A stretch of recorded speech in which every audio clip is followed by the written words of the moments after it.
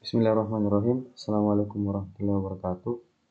Perkenalkan, nama saya Roy Surya Saputra Family dengan NIM 230210550 dari kelas Teknik Komputer Tekom B angkatan 2023.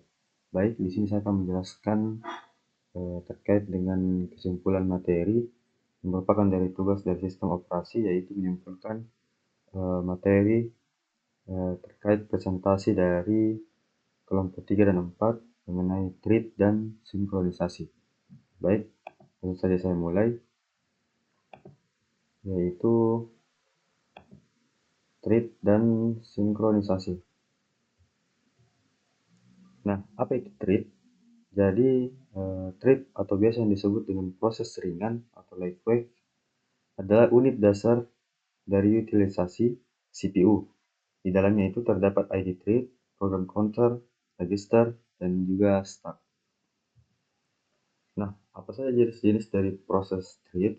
Yang pertama itu ada single thread process, yang dimana single thread process ini adalah proses di mana sebuah program dijalankan dengan satu alur eksekusi saja. Ini berarti bahwa program hanya dapat menjalankan satu tindakan pada satu waktu. Kemudian yang kedua, kebalikan dari single, yaitu multi-thread process, di mana proses ini adalah sebuah program dijalankan dengan beberapa alur eksekusi atau thread secara bersamaan. Setiap thread dalam proses tersebut dapat menjalankan tugasnya sendiri secara independen. Jadi bedanya single thread itu hanya satu, menjalankan satu dalam satu waktu, sementara multi-thread itu yaitu dapat menjalankan beberapa thread dalam satu waktu dan menjalankan tugasnya masing-masing. Kemudian keuntungan multi-thread, yang pertama ada responsif, yang kedua ada berbagi sumber daya, yang ketiga ada ekonomis, dan yang terakhir ada utilisasi arsitektur multiprosesor.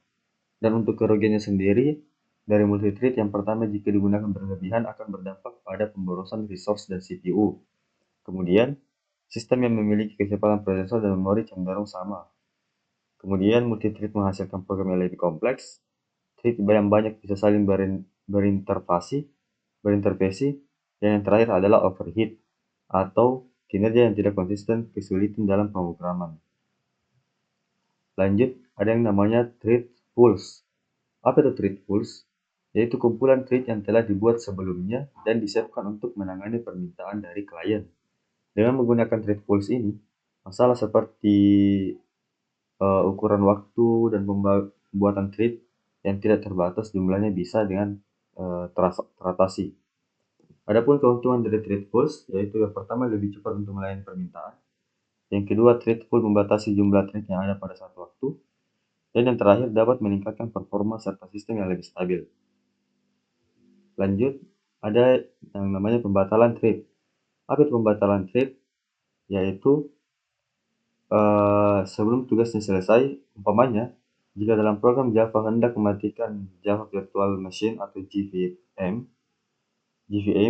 sebelum dimatikan, maka seluruh thread yang berjalan harus dibatalkan terlebih dahulu. Kemudian ada model multithread. Model multithread itu berdasarkan thread support ada dua, yaitu thread user atau user thread dan thread kernel. Kemudian untuk berdasarkan pemetaan thread, yang pertama ada many-to-one model, one-to-one model, many-to-many model, dan two-level model. Selanjutnya ada teknik penjadwalan thread. Yang saya simpulkan ada 7 bagian, 7 teknik, yaitu yang pertama penjadwalan first come first serve atau VCVS, FCFS. Yang kedua ada penjadwalan prioritas, penjadwalan round robin.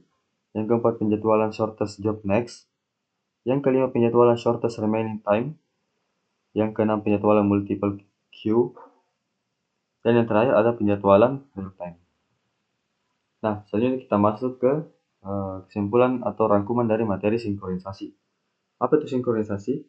Dalam sistem operasi, yaitu proses menyamakan dan menjaga konsistensi data atau informasi di antara dua atau lebih perangkat, sistem atau sumber daya yang berbeda. Sinkronisasi ini memastikan bahwa perubahan atau pembaruan data pada satu perangkat atau sistem akan secara otomatis terrefleksi pada satu perangkat atau sistem lainnya yang terhubung. Dengan kata lain, Sinkronisasi ini menciptakan replika data yang identik di berbagai lokasi atau platform atau device. Kemudian untuk tujuan sinkronisasi, yang pertama ada menjaga konsistensi dan integritas data, memudahkan akses dan mobilitas data, mencegah kehilangan data, dan terakhir ada meningkatkan kolaborasi antar device ataupun platform. Kemudian ada proses sinkronisasi itu, ada beberapa tahapan. Yang pertama deteksi perubahan, pencocokan data, penyelesaian konflik, penggandaan atau pembaruan data, dan terakhir ada verifikasi dan validasi. Kemudian selanjutnya ada masalah sinkronisasi. Ada dua masalah umum yang terjadi pada sinkronisasi itu. Yang pertama ada race condition, yaitu situasi di mana beberapa proses mengakses dan memanipulasi data bersama pada saat bersamaan. Dan yang kedua ada critical section, adalah sebuah segmen kode di mana sebuah proses yang mana sumber daya bersama diakses. Bedanya yaitu pada race condition itu proses mengakses dan manipulasi fokus yaitu data yang diakses secara bersamaan, yaitu mengakses dan manipulasi. Sementara critical section itu segmen kodenya, yang mana sumber dayanya juga. Kemudian ada metode sinkronisasi, ada 3. Test and set, semafor, dan monitor. Untuk test and set, yaitu sebuah operasi atomik yang digunakan untuk mengelola akses ke critical section, yaitu bagian dari kode mengakses sumber daya bersama, seperti struktur, data, atau perangkat, yang tidak boleh diakses oleh lebih dari satu thread atau proses secara bersamaan untuk menghindari inkonsistensi data. Kemudian ada semafor, yaitu tipe data yang digunakan untuk kontrol sinkronisasi yang memungkinkan proses atau thread untuk berkoordinasi satu sama lain, biasanya dalam konteks mengakses sumber daya bersama. Dan yang terakhir ada monitor, yaitu konstruksi pemrograman yang menyediakan mekanisme sinkronisasi tingkat tinggi yang digunakan untuk mengontrol akses ke sumber daya bersama dalam lingkungan multiproses atau multithread. Selanjutnya ada contoh sinkronisasi. Yang pertama ada monitor di JVM dengan kata kunci synchronize. Misalnya terdapat program yang memiliki 2 utas yang ingin menambahkan nilai ke variabel count. Tanpa sinkronisasi, ada kemungkinan kedua dari nilai tersebut, utas tersebut mencoba menambahkannya secara bersamaan yang dapat menyebabkan hasil yang tidak terduga. Kemudian ada critical section dalam kernel. Ketika sebuah proses perlu mengakses file, kernel memasuki critical section untuk memastikan tidak ada proses lain yang dapat mengubah file secara bersamaan. Dan yang terakhir ada interupsi, yaitu ketika sebuah perangkat harus membutuhkan perhatian, ia mengirimkan instruksi ke CPU. Kemudian dalam sinkronisasi itu ada namanya deadlock, yaitu kondisi yang terjadi dalam sistem komputer ketika 2 atau lebih proses tidak dapat melanjutkan eksekusi karena masing-masing menunggu sumber daya yang dipegang oleh yang lain. Dalam konteks sistem operasi, deadlock dapat terjadi di tingkat proses atau tingkat sumber daya. Kemudian ada kondisi penyebab deadlock, ada 4, yaitu yang pertama gegelung atau mutual exclusion. Kondisi gegelung ini berkaitan dengan penggunaan sumber daya yang bersifat eksklusif, yang berarti sumber daya tersebut hanya dapat digunakan oleh satu proses pada satu waktu. Kemudian ada menahan dan menunggu atau hold and wait, yaitu kondisi yang berkaitan dengan perilaku suatu proses yang memegang setidaknya satu sumber daya sambil menunggu untuk mendapatkan sumber daya tambahan. Yang ketiga ada tanpa pengguliran atau no preemption. Kondisi ini yaitu dengan ketidakmampuan sistem untuk mencabut atau merebut sumber daya yang sudah diambil oleh suatu proses. Kemudian yang terakhir ada pengguliran bergantian atau circular wait. Kondisi ini terjadi ketika terdapat satu rangkaian proses, di mana setiap proses menunggu sumber daya yang dipegang oleh proses Pi+1 dalam rangkaian tersebut, dan Pn menunggu sumber daya yang dipegang oleh P1, P1, membentuk suatu siklus penungguan. Kemudian materi terakhir yaitu strategi penanganan deadlock. Yang pertama ada pencegahan deadlock.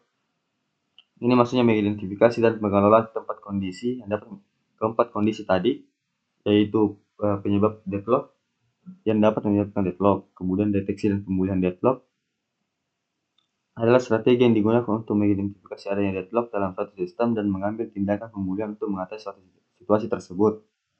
Kemudian izin pengguliran atau preemption, kemampuan sistem untuk mencabut sumber daya yang sudah diambil oleh satu proses dan mengalokasikannya ke proses lain yang membutuhkan lebih mendesak.